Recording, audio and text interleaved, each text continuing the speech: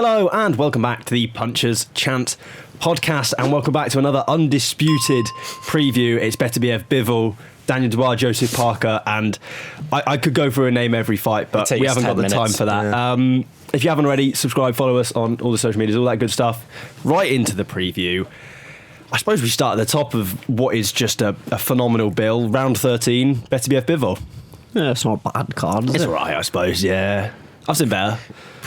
Oh no, now you said that, you can have a lot of people commenting. I have not. This card is incredible. Every time I look at it, I smile, full of excitement, top to bottom, every single fight. We said this when Fury and Usyk fought the second time around. That card that they had, a lot of the undercard could be main events in the UK, and some people made the argument, no, it can't. This card, every fight on there is a main event, no matter where in the world it is. Absolutely, yeah. And the main event on Saturday night, if you can call it a main event, is an absolutely brilliant fight. Again, the first time they fought, it was so close. I think we all scored it to Bivol. I think if I remember, yeah. It was so close. It was a 115-113 fight, and that's I just can't wait for it. What's great as well about it is the IBF haven't done IBF things and stripped one of them of the title, so it's another undisputed fight, which is unbelievable. But not just that, it reminds me a little bit of the Usyk-Fury first fight, where you're going into the second one, you're thinking, I have no better an idea now, after 12 rounds, which one of these two is better at boxing. I still don't know. You could ask me, I couldn't tell you. Is Beterbiev too powerful for Bivol? Maybe. Is Bivol too skillful for Beterbiev? Maybe. Yeah. I don't know yet, and I still don't know whether another 12 rounds will actually tell us. Yeah, I literally think this is the hardest fight to call in boxing because, like you said, we've already seen them fight for 12 rounds, and I'm less certain now predicting it than I was before the first fight. Yeah, I think you're the same as me. Unlike Harry, we're quite good at convincing ourselves of one thing and sticking to it. And I really convinced myself Bivol was going to win that first fight. And then when he didn't, even though I think he probably narrowly should have done, it's like, right, what do I go for now? Yeah, but I've even watched this fight back a few times since the first one, and I've had a different winner each time. Yeah. It's so hard to call. I think it is a lot. It comes down a lot to what you prefer as a fighter. I think the reason Beterbiev won that first fight was just because he was more pressure on Bivol and was the one sort of chasing him around the ring. I think that's what won him that first fight, and that's what could win him again the second one. Yeah. You want him to start quicker as well, I think, this time for Beterbiev. I think Bivol started the stronger and then went off it a little bit, but I think that's the thing, when you fight Beterbiev, the way he fights, you have to be switched on constantly throughout the 36 minutes you're in there with him. Otherwise, if you switch off for that split second, bang, you could be knocked out. And I think that's what probably Bivol got drained from it. That took a lot of energy out of him. But I think this fight, is a lot tougher to call than the first fight, just because we now know what happened. And I think Bivol wants it more now, so he could potentially be walking on to shots that he wasn't going to walk onto in the first fight. It's so good. It's such a good fight. It's a fight that we all dreamed about wanting at the start of last year, and 12 months on, we're having it for the second time. We're getting spoiled, and it's unbelievable. Yeah, huge respect to them, by the way, for getting in again with each other so quickly. You can tell they've just kind of got a passion for wanting to be the best, and so why would they want to fight anyone else in that division at the moment? Because there's only one man opposite them that will render them the best if they can beat, and it's the one that stood in front of them. The problem I have with it, or the difficulty I have with it, is that when I look at Dimitri Bivol and I think, how much better could he have done than he did in that first fight? Because as far as 12 rounds, concentration, textbook performance against Beterbiev, didn't let him land any hugely dangerous shots compared to what he normally does. Is he going to be able to just step it up another little gear? Because it only needs that little bit. Has he got that in the locker? I hope so. I love Bivol, but I don't know. I think he needs to take a bit more of a risk in this fight. He's got to stand. It's difficult because if there's any fighter on the planet you don't want to stand and trade with, it's Beterbiev. But I feel like, like I said earlier, the thing that lost him the first fight was the fact he was at points in the fight, was too much on the back foot. Looked as if he was being chased around the ring, and some referees won like that. So I think And I think he done it well at points in the first fight. He landed some very clean shots when he got him off, but I think it's just that concern of what's coming back against you sometimes, and when someone hits as hard as Beterbiev, it take a braver man than me to stand in front of him and take those shots. Yeah, it's like you said, it's that like real balance. It was like when we were talking about Usyk Fury, the weight was such a big conversation. It was like, does Fury come in heavier, lighter? Does Usyk come in heavier, lighter? And it's these little, but then also you're kind of guessing what the other person's doing. This fight is similar in the sense of Beterbiev needs to pitch a certain amount of aggressive, but not so aggressive that Bivol can just pick him off skill-wise and beat him that way. And Bivol needs to be a certain amount of smart that he doesn't get knocked out, but not so smart and back foot that it costs him. And it's just, how do they... And you can't... surely their teams are thinking the same as we're thinking right now in the... Like, what do we say to him? Do we tell him to be more aggressive? Because that could just get him knocked out. Or do we tell him to be more aggressive because that'll knock out Bivol? But then actually that could just mean he gets picked off. Yeah. It's so difficult. And we're going to have to make predictions in about 20 minutes to half an hour. I just clocked as well. I know we shouldn't really trust BoxRec rankings, but Dmitry Bivol's now 3rd in the world. David Benavidez is above him now. That's rubbish. And you're thinking, what? He's just lost an undisputed fight against Artur Beterbiev, and you've just put him down to 3rd. Yeah, it's a whole algorithm stupid thing on there, isn't there? But realistically, these two are the best two in their division by some way, I think. As well. They're both in the pound-for-pound picture. They're both in that kind of area of the top pound-for-pound fighters in the world. Beterbiev obviously above Bivol now because he won that first fight, but if Bivol wins this one, then do we get the trilogy? Do we get like a 40-plus-year-old Beterbiev for the trilogy? I don't know. It's great that we get to see two fighters of such quality go against each other, though. Like, these are the type of fights that leave a lasting legacy in the sport, I think. Like, people will look back in years to come and be like, I got to watch those two go against each other. Twice. Minimum. Yeah, possibly a trilogy. I think it's quite, well, in a way, I want Bivol to win just so we can get it a 3rd time round. Yeah, why not? Because we're talking about how big this fight would be. Now, the rematch, imagine how big the trilogy would be as well. And the undercard on that would be unbelievable. But this entire undercard, I think, looking at where we go next, I don't even... where can you start? Well, it's got to be with what... in any world is at the top of every bill, which is a heavyweight world title fight. When is a heavyweight world title fight not the main event? It just is. Like, flat out, this is the main event because it's a heavyweight world title fight. And it's Daniel Dubois off the back of a unbelievable victory over Joshua. Joseph Parker's kind of risen through the heavyweight division over the last couple of years with activity. And we're going to see it on the undercard before. We're going to have to recover from that fight. Get the energy, Kane or Red Bull, whatever it is, other brands are available. How? It's made like that is such a difficult fight to call. It's not normal as well for a Riyadh season card not to have a heavyweight main event as well, isn't it? Yeah, not a lot of the cards that they've done have had a heavyweight as the main attraction, but. Yeah, again, this fight, it's so tough to call because we know what Daniel Dubois can do. We've seen it back in September, what he dismantled Anthony Joshua in, 5 rounds, 6 rounds? 4 or 5 it was. Unbelievable performance that night. And Joseph Parker, his career has just been on an upward trajectory for the last couple of years now. And this is another tough call. And I just think you're looking at this week, Joseph Parker's looking confident. Daniel Dubois, on the other hand, you can potentially make the argument that he's overlooking Joseph Parker after what he did in the ring after the Usyk Fury rematch. It feels that way. I think he's just. But do you think he's breeding confidence? I think. Do you think he's been told though, as a promotional way of right, you're going in the ring now by Frank now, saying to him, go in the ring and call out Usyk, because he needs to start building himself as a character. I just feel like we've seen him grow into a champion, like.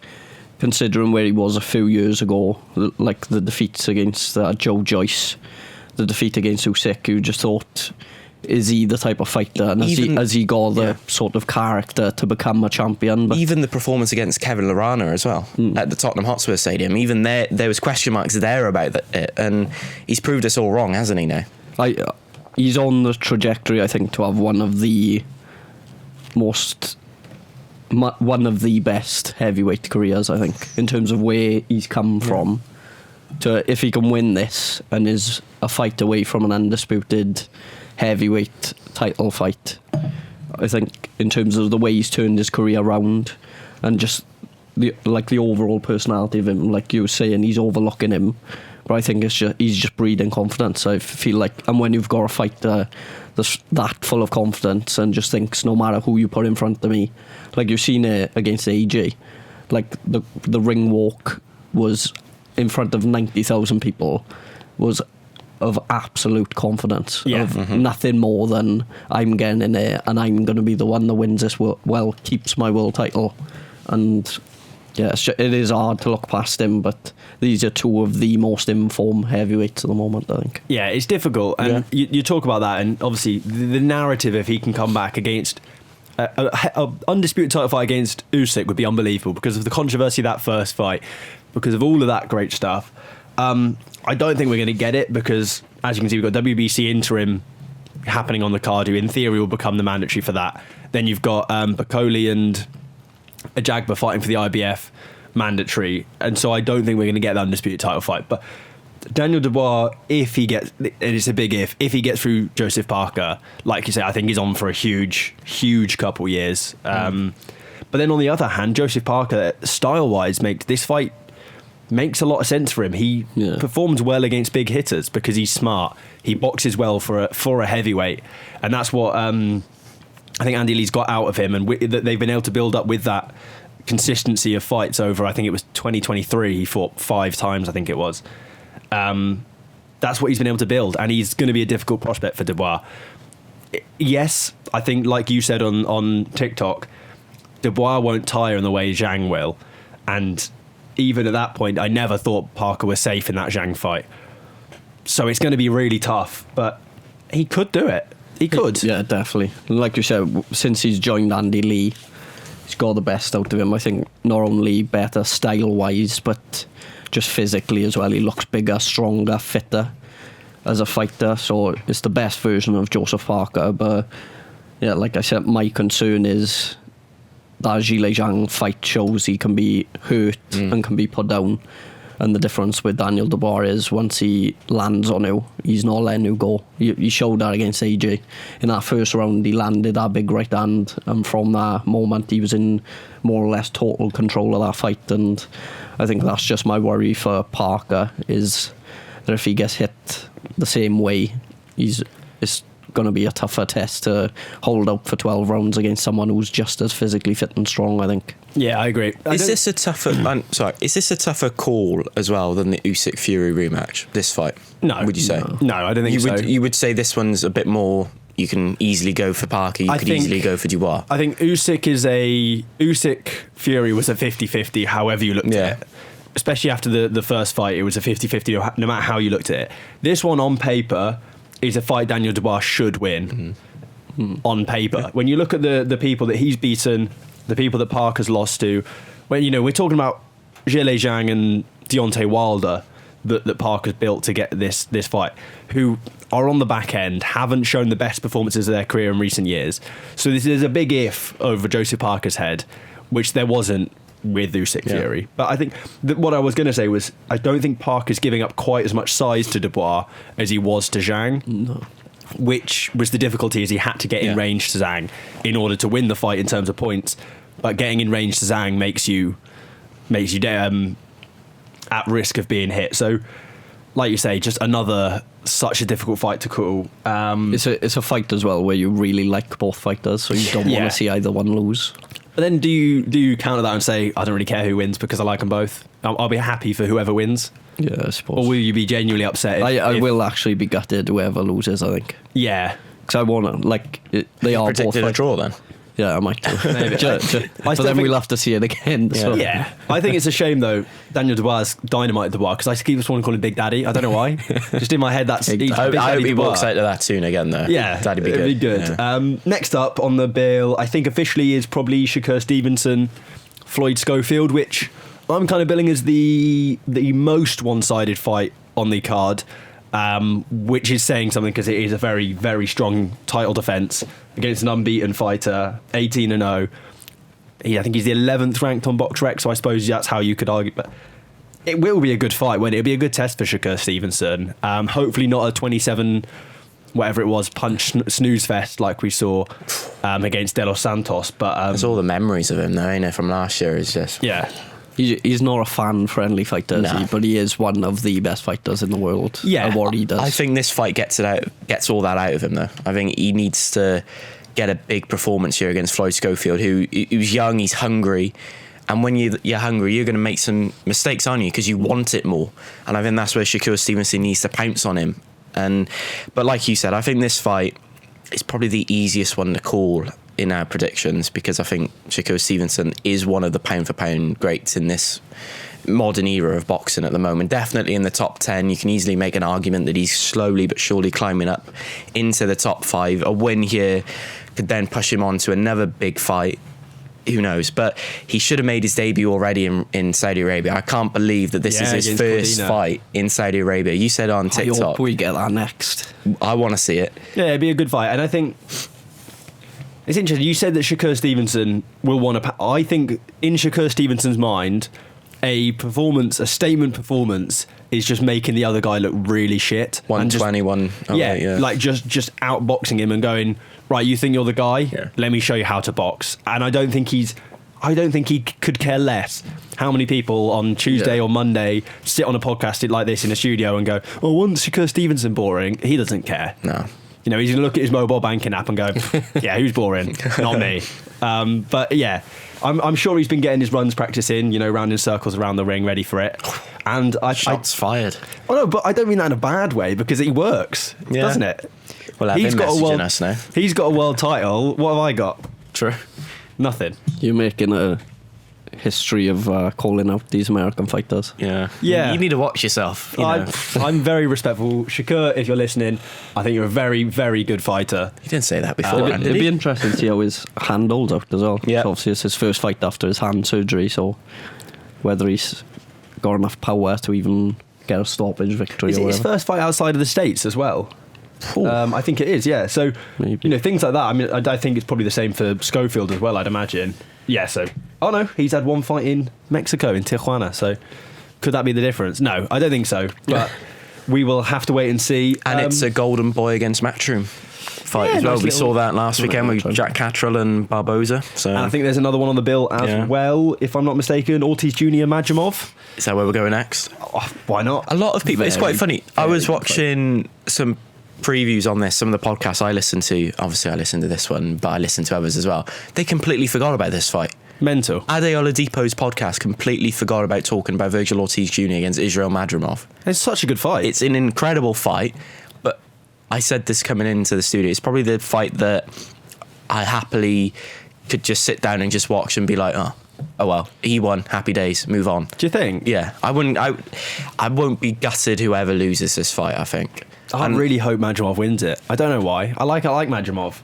He deserves to win it after that performance against Terence Crawford back in the summer, though. Yeah, don't he? we're almost like people kind of forgetting the fact that he got a very close points decision loss to, for many people, the pound for pound best fighter in the world.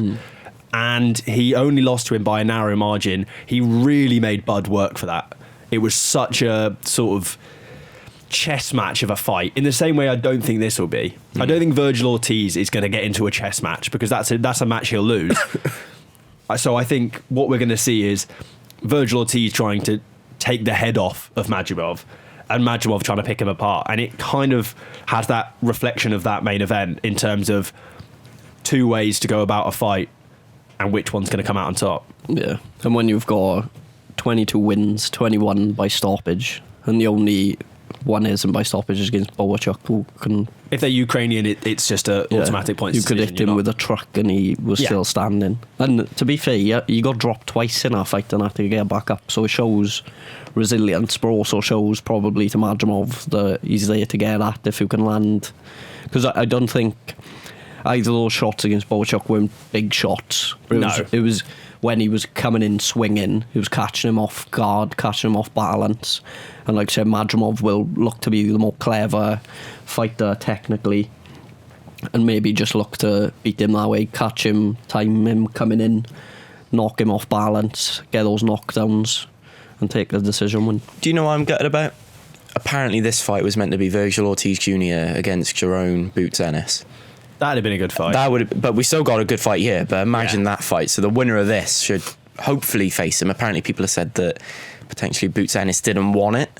You know, how can you say no to a Saudi Arabian fight over in Riyadh? You know, I think the benefit that Boots has is he's got such a huge support in the States that he doesn't necessarily need, like how we saw with Canelo, where he made Turkey work for it a little bit because he's got a support wherever he goes. And I think obviously nowhere near to the same degree, but Boots he's got a bit of clout in the States where he can go, do you know what, actually, I don't need to fight. I can easily sell like the Wells Fargo Center. Yeah, so if you want me to fight over there, you better work for it, sort of thing. Which I know is respect to him for that. And that's definitely what, like you said, that's what Canelo Alvarez has said, ain't it? Yeah, and he's finally got him to pay up, which, you know, fair play to him. I still can't believe we're seeing that, by the way. We're actually gonna another undisputed fight as well. We were playing undisputed in the house last night, and we played Canelo versus Crawford, and we were like, hold on, we're actually going to see this in real life.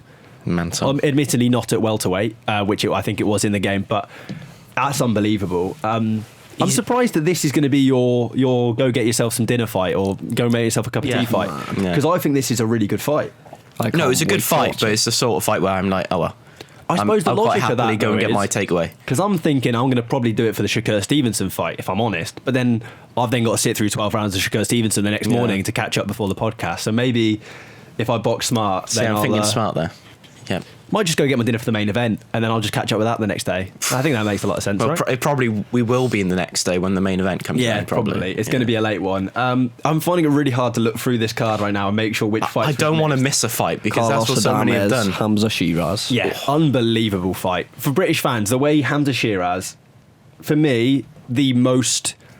When you look at when Riyadh season kind of got involved, sort of late 2023 to now. The fighter that has improved and come on most, in my eyes, is Hamzah Sheeraz. You know, he came when you saw that fight against Liam Williams, and that was billed as a tough test for both fighters, and he got through that comfortably, and then he got through the next fight comfortably, and then he got through the next, and you just think, when is he going to stop beating some very good fighters? You know, Tyler Denny wiped the floor with him, unfortunately. Ammo Williams gave him a tough test, but he eventually got the finish. And it's good that he had that tough test against Ammo Williams coming into this fight. I think he'll take a lot from that fight. And then obviously last time out against Denny, what a performance. That was like the performance where you went, okay, now he's ready. Now he's ready to go and challenge for that world title that everyone's been calling for. But Carlos Adamez is not an easy opponent for him. I think I read your report, 75% knockout rate he's got. Yeah. Incredible. He can bang. Yeah, he can hit. Dangerous fight. And his only loss comes on Zhilei. a very narrow pass. He can't quite bang like Zhilei. No. And I'm not sure he quite bangs like Sheeraz. He's got that weird, like, lanky strength. Do you know what I mean? There's a big height difference between the two of them, isn't there? That's a concern, I think, for Adamez, is how does he get in and not get hit, which... Yeah, is it going to be a bit like the sort of Nick Ball versus Ray Vargas? Vargas, where it was like, no, this is like comically different heights, and this is so difficult to overcome. You could tell that Ball was so much of a better fighter, but actually that height difference was too much to come, or certainly according to the judges, it was anyway. Sheeraz as well is, in terms of box ranked number 1 pound for pound in Britain. Have that, Chris. Would you have him as the best fighter in Britain at the moment? It's hard to say because he hasn't got a world title around his waist, so it is difficult to say, and he hasn't beaten any world title fighters. So I think that's probably unfair to say, but I mean, let's be real, we haven't got many world champs at the moment. This is a chance to make a real statement, don't it? I think if he wins this, there certainly is a strong argument for it. But the people underneath him, Chris Eubank Jr., Kieran Conway, Denzel Bentley, Shaquille Thompson, Tyler Denny, Felix Cash. Out of all of them, that's his middleweights, isn't it? You said pound for pound. That's just middleweight. Oh, pound for pound. He's top as well. Is he? He is the best. God. He is the best middleweight in the country for sure. For sure. Oh yeah. Sorry. But yeah, with our lack of world champs at the moment, it's difficult to say. I think we get one though this weekend. I will say the predictions, but I'm fairly confident that we've got one. We have got one. Yeah, but we'll get another one. Triple D. I think, yeah, but okay. I'll leave my predictions for the end. That's why I just said what I just said then. Dubois, is probably the pound for pound best in the country right now. Ooh. He beat a 2-time heavyweight champion to get the belt. Yeah. Can you really argue with that? No other fighter in the UK has beat an out-and-out champion, really, of that ilk to get the world title. No, you can't. Nick Bull beat Ray Ford, but Ray Ford won that world title under very narrow margin with a late knockout. Only it was his first title defense, things like that. I think, yeah, probably. So you go Dubois, Sheeraz, 1 and 2 in the UK then? No, probably not. I'd probably say Bull. He's a world champ, but it's difficult to call. Yeah, difficult. I really don't know who's going to win that one. I really hope Sheeraz wins it, and I'm confident that he could. But again, like every fight in this card, that doesn't mean he will. And then you want him to be ringside April 26th, don't you? And he will be. Yeah, Chris Eubank, yeah. Frank Warren will get him sat ringside because Frank absolutely despises Chris. We saw that in that press conference, didn't we? But where did Chris fight last? On the Beterbiev Bivol undercard winner? It was, yeah. So that could be an intriguing fight there. You'd need Eubank to win, though, because I can't see Conor Benn against Hamzah Sheeraz. No, because that is a welterweight fight. 5v5. Super middleweight, realistically. I think if he wins this one, he's going to be looking upwards at someone like Canelo Alvarez at super middleweight, because I don't think he's got a million miles left at middleweight, and I mean that in the sense of how can eventually he's just going to naturally get a little bit bigger every fight, and it's going to be too much to make that middleweight at some point, and he's going to have to step up, and I think he'll step up very comfortably.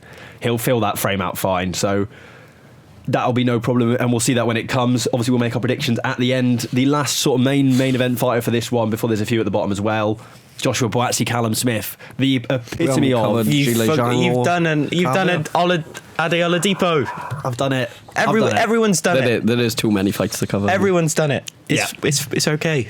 You know, I apologise. Go Zhang Kabayel first. Yeah, okay, we'll go for that. Big bang. Pure chaos. I think this has got written all over, hasn't it? With Zhang, his sort of style. He's at that age now where he can't really afford going the distance. So, yeah, just pure chaos from the first bell. Zhang needs to win you to early as well. Have any hope of getting a world title fight. Yes. Yeah. And you said this is for an interim belt. It's the WBC interim, yeah. So he could have an email a week later saying, congratulations, you've been lifted up to the full belt. You could be, yeah. But this is a proper David versus Goliath, isn't it? We've seen it already. But with Kabayel versus Makhmudov. Yeah. A proper David Goliath, you're like, this guy is huge. How is he going to beat him? And he completely dismantled him. Have you ever seen a scarier fighter than Makhmudov? The way he looks? No, probably not. No. Probably not. And then Frank Sanchez, not a huge heavyweight, but certainly bigger than Kabayel. But he still, again, just completely dismantled him, outclassed him. And then you've got a step up on that. Zhilei Zhang, who is, let's be real, is a scary heavyweight. He's not someone that you can beat without being a serious world title contender. And this is when we're going to see if Kabayel has the minerals to be that world title contender, or like you say, if Zhilei Zhang is going to finally get that shot at world title.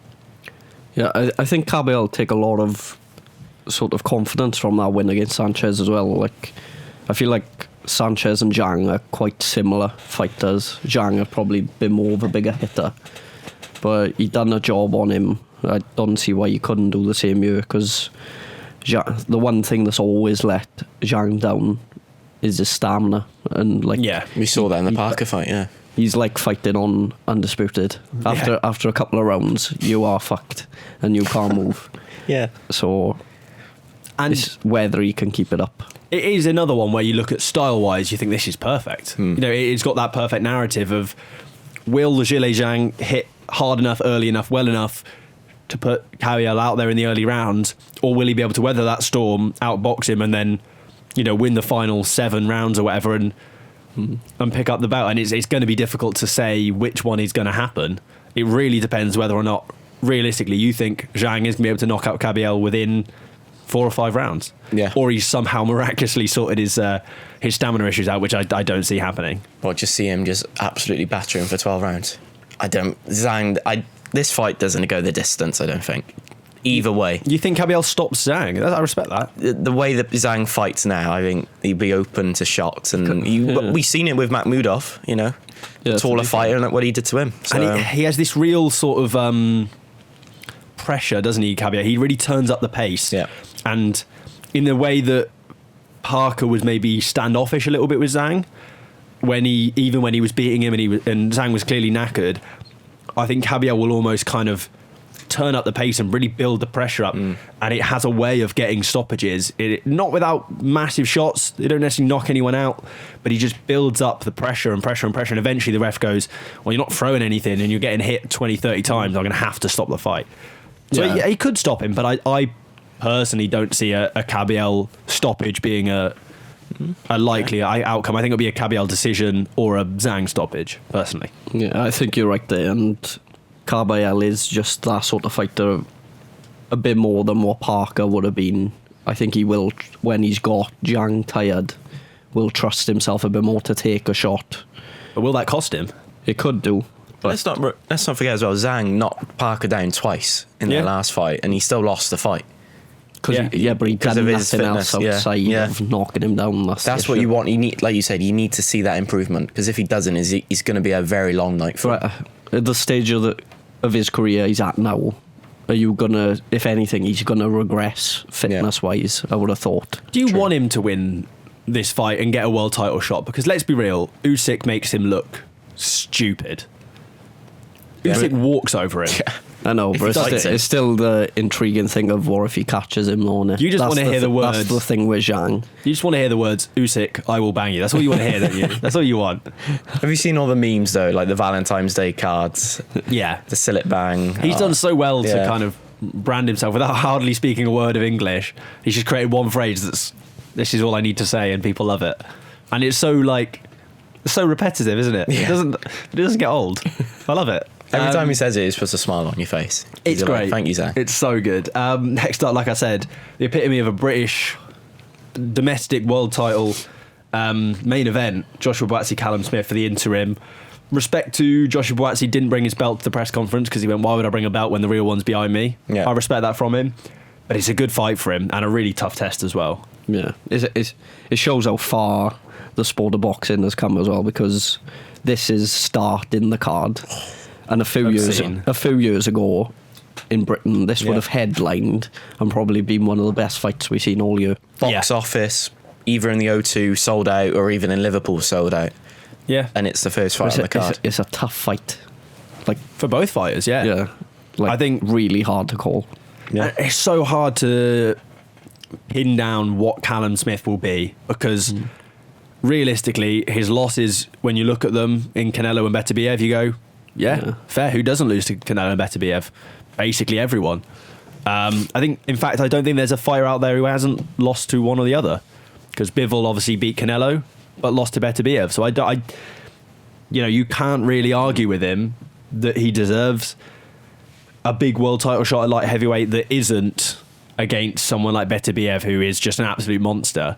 And he probably gave, other than maybe Yard, he probably gave Beterbiev as good a test as anyone, I'd say.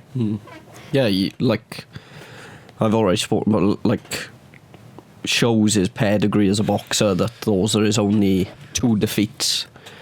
And yeah, it is really tough to call, but do you think the winner here is looking at that main event, having one eye on that? And yeah, of course you are. And I don't see, I think you'd have to, but equally I think you'd be looking at Beterbiev and Bivol as 2 people that probably aren't going to stay around in the division forever, and aren't necessarily going to want another fight against and the belts Joshua Buatsi, and maybe or Callum said, maybe the like you say, the belts will fragment somewhat. So I think this is both of theirs fight of their career at this point, particularly for Buatsi more so than Smith. But this could be the one.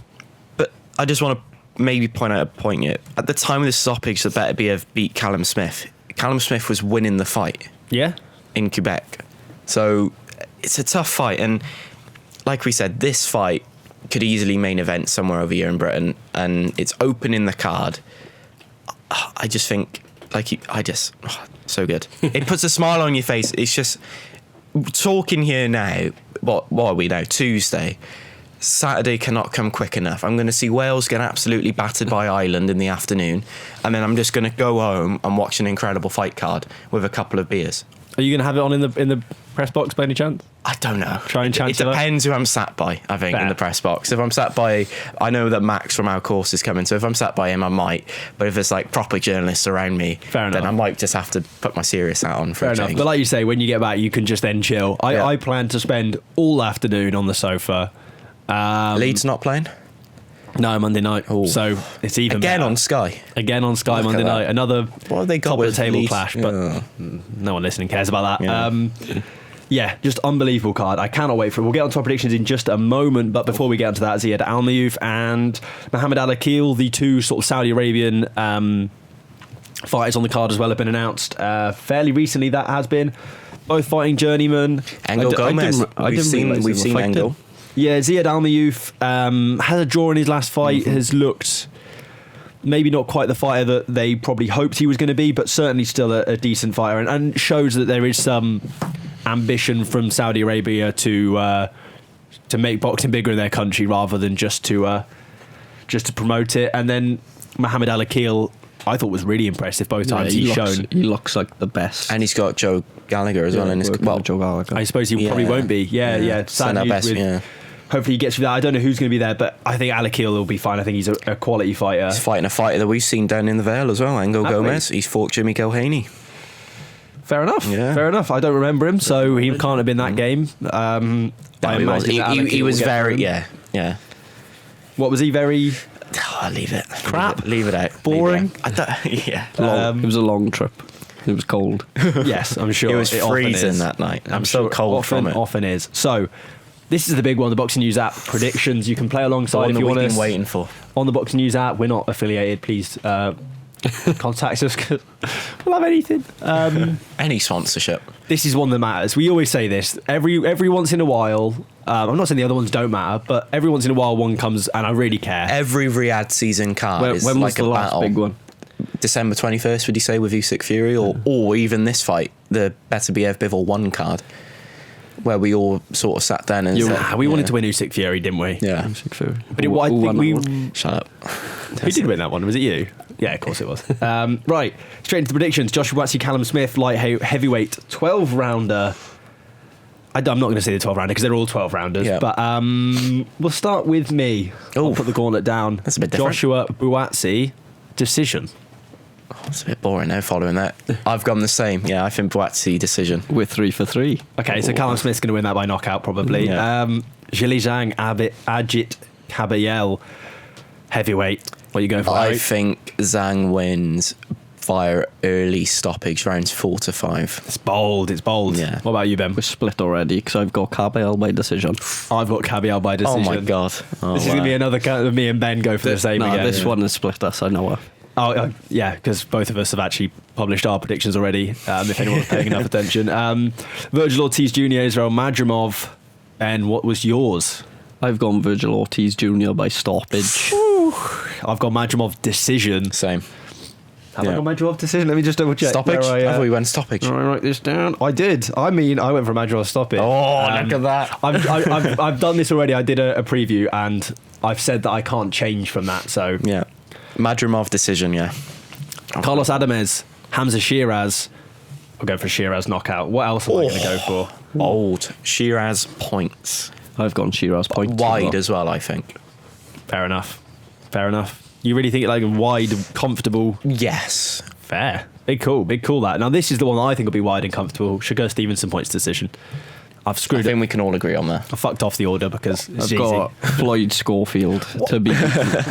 I didn't believe that for a second. That's not what was on TikTok. Floyd Schofield to be beaten. Yes. By what manner? Points. Decision. Nice. Daniel Dubois, The Joseph big one. Parker. Ben Thomas, what is your prediction? I am going... I don't want to see either of them lose, but I've gone Daniel Dubois by knockout. Wow. I disagree. I've gone for a Joseph Parker decision. I think he's going to do it. I think so as well. I think we're going to have... This feeling's got the sort of feeling with the Deontay Wilder fight. Yeah. And I think, yeah. He's got it in the bag. And then the one that... I mean, what, who, where, how...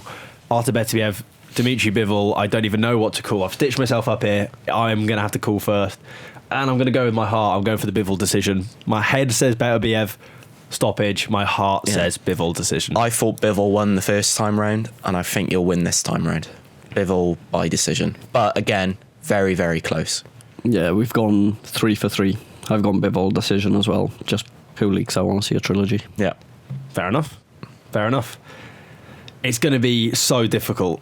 I think this is going to be a... How many rounds We is have it? got a Shocking. split of Is prediction. it 84 rounds? I've got 74 as mine. I've got 76. as 80 mine. I've gone for.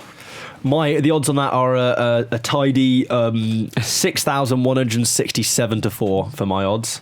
I've got I don't know what that works out 740 as. to 1. I've got 38,000. Not bad odds that. Oh, you've gone basic then. You've gone for the obvious decisions. Classic. Ben being boring. No surprises there. Boring Ben. Yeah, Isn't boring. it? Boring. All right, Jack. So yeah, there's no review of last weekend's fights with Castro and Barboza because this is more important, to be honest. And Barbosa won comfortably. Yeah, Barboza won comfortably. Good card, though. Good card, Yeah. good fight. Will Crawler did it well. Who else was in fun on the card? Crawler looked amazing. Yeah, I'm trying to think just off the top of my head. Pat McCormack. Belotti's fight. Pat McCormack was unreal. Great Thomas corner Jr. work. Yeah, I thought by Belotti, like you said, did really, really well. It was a good card, but it's not as good as this one, is it? So no one cares. Thank you all for listening. Obviously, subscribe because we're going to be doing a review next week. Plenty of content coming around this as much as we can. Follow us on TikTok as well. Ben's put a lot of great content out on there, so make sure you follow us on there. Twitter for updates on the night if you're not going to be watching. Instagram, TikTok, all that good stuff. Thank you all for listening, and we'll catch you all next week. Punches chance.